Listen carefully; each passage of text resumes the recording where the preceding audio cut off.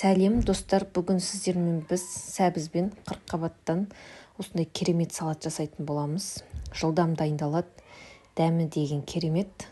Бізге қырыққабат, сәбіз, бір түйір сәбіз, бір қияр, және де бір болгар бұрышы, 2 түйір чеснок, және де дәм беруші петрушка немесе укроп пайдалансаңыз болады.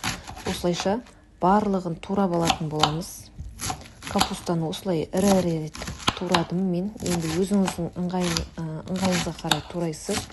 Маған осылай тураған ыңғайлы болғандықтан осылай турадым. Сәбізімізді осылайша теркіден өткізіп алатын боламыз.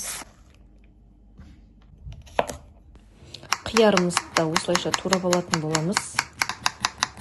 Болгар бұрышында шамалы ұзындау етіп турасаңыз, салатыңыз әдемі болып шығатын болады. Болгар бұрышын турап болған соң, енді соңғысы осы дәм беруші петрушкамызды майда етіп турап алатын боламыз. Чесногымызды осылай теркіден өткіземіз. Майда теркіден немесе чеснок езетіңіз болса, чеснокты солай салсаңыз болады, есіп салсаңыз. 1 қасық тұз және де 2 ас қасық қант саламыз. Үлкен ас қасықпен приправа для морковь деген осындай приправаны саламыз.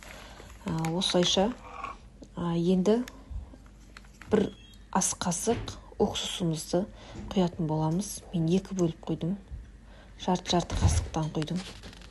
Тапаға осы кезде 3-4 қасық майымызды қыздырып, осылай құйып жібереміз. Сосын әбден барлығын араластыратын боламыз.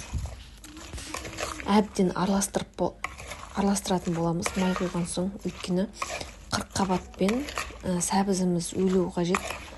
Барлығын әбден араластырамыз. Бұл салатты жасау өте оңай, 5 минут уақытыңыз кетеді. Аяқ астынан қонақтар келген кезде де жасап жіберсеңіз, қою тамақтармен, палау, рашкемен жегенге өте керемет кетеді. Осылайша 30 минут қойып қоямыз. 30 минуттан соң алып жіберсеңіздер болады. Міндетті түрде жасап көріңіздер. Рецептім ұнаса каналыма тіркеліп, лайк басып, өз пікіріңізді қалдырыңыз.